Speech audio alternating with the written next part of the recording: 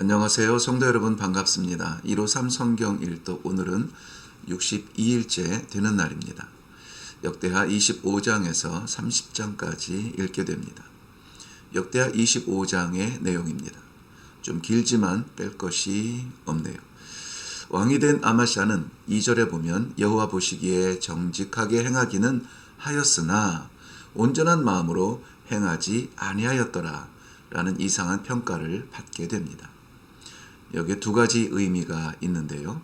먼저는 끝까지 지키지 못했다. 변질된 신앙.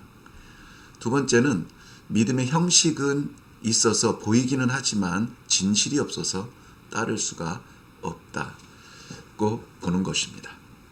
아마샤는 에돔과의 전쟁에 북이스라엘의 용병을 구했다가 선지자의 책망을 듣고 돌려보냅니다.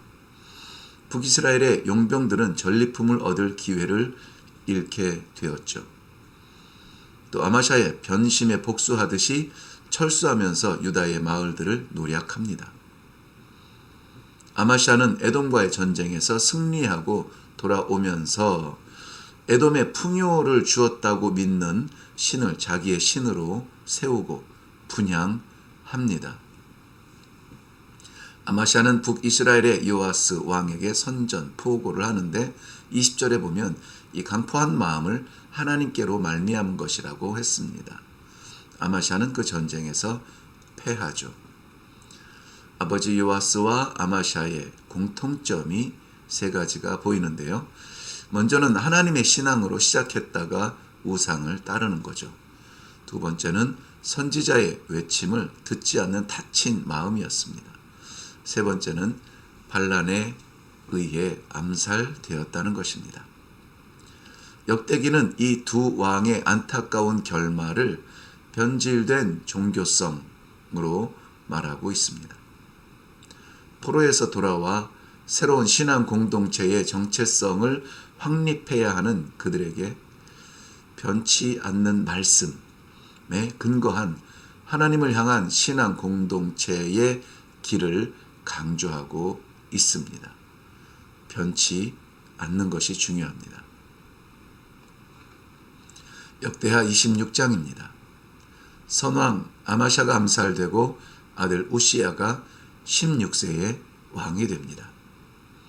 아마샤의 오판을 심판하되 다윗의 왕조를 이어가기 위한 내용이죠. 우시야는 열왕기서에서는 아사랴로 기록되었는데요. 형통의 시기와 형벌의 시기로 구별되어 기록되고 있습니다. 먼저 형통의 시기, 그 원인은 3절과 4절에 보면 여호와 보시기에 정직히 행하였다는 것입니다. 그 형통의 초점을 보면 그가 하나님을 찾은 것입니다. 그가 하나님을 찾을 수 있도록 돕는 사람으로 스가랴의 역할을 기록하고 있습니다. 누군가 하나님을 찾을 수 있도록 우리를 돕는 스가랴의 역할, 우리 모두의 역할이기도 합니다. 16절부터는 형벌의 시기입니다. 형벌의 원인은 교만이죠. 그 교만의 형식이 성전의 질서를 무시하는 것으로 나타납니다.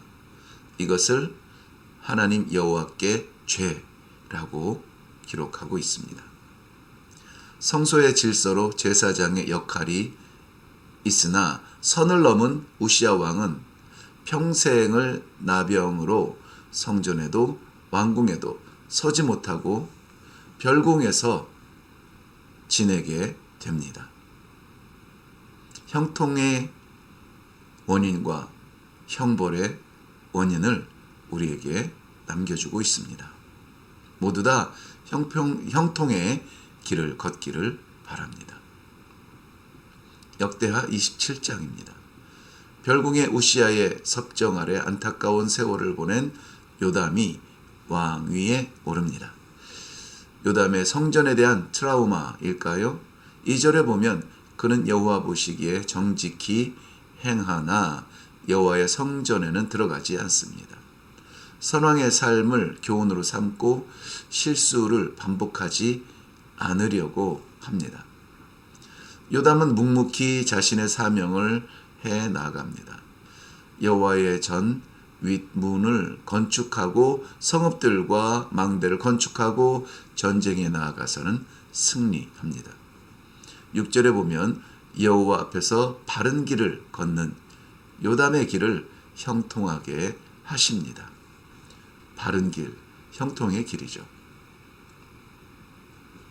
역대하 28장입니다. 위기, 본문 28장의 제목입니다. 남유다의 위기가 옵니다. 첫째, 아람 왕의 침략으로 많은 백성들이 포로로 끌려갑니다.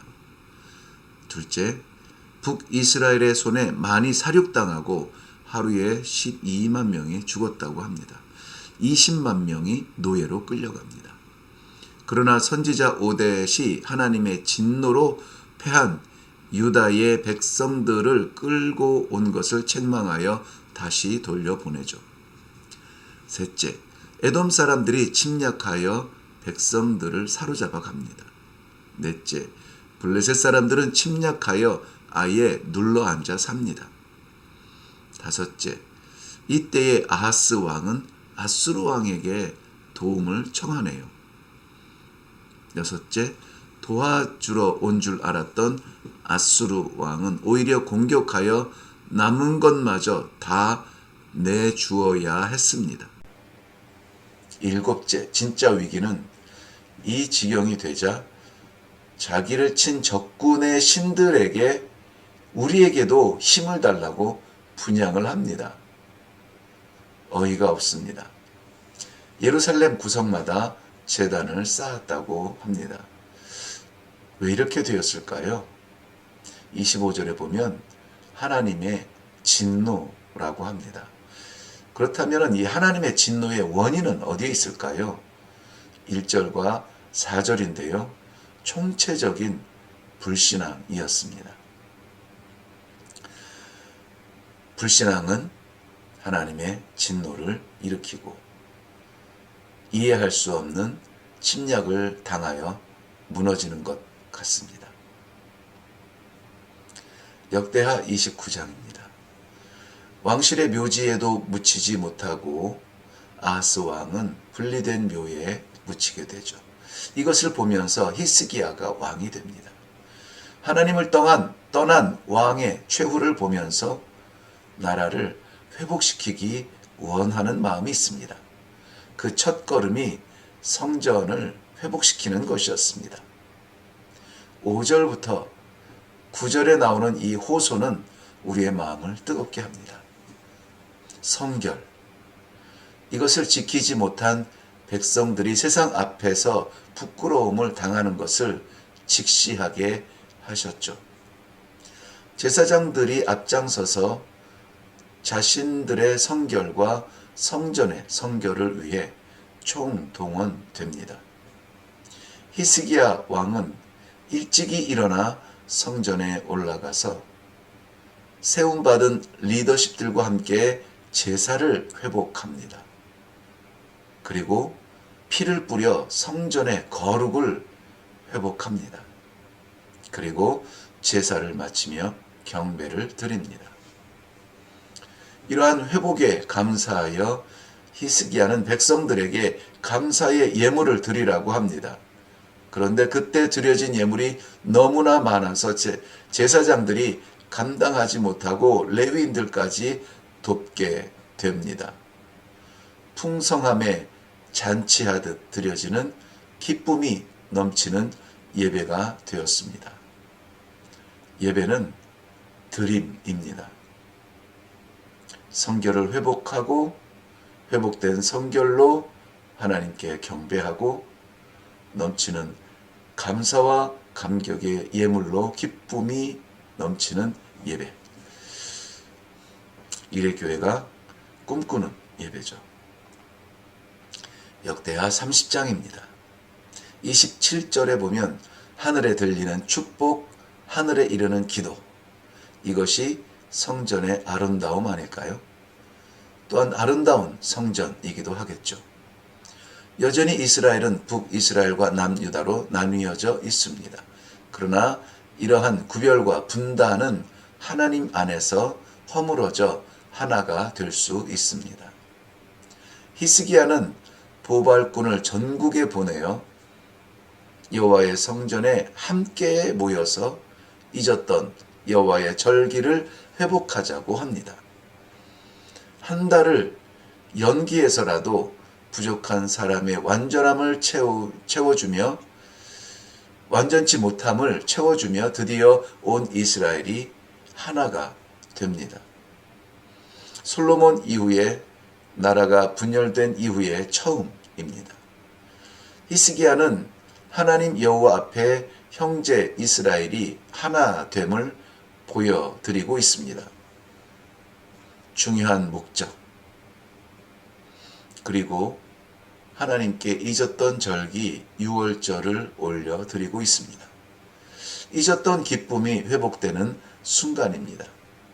이러한 축복이 모두에게 있기를 바랍니다. 흩어져 있던 사람들, 나뉘어졌던 마음들, 이것이 함께 모였을 때의 진정한 여호와의 절기, 유월절이 될 것입니다.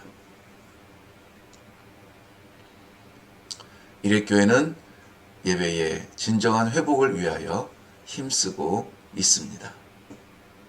이것을 위해서 말씀을 받는 153 성경 일독 동참하는 성도 여러분을 축복합니다.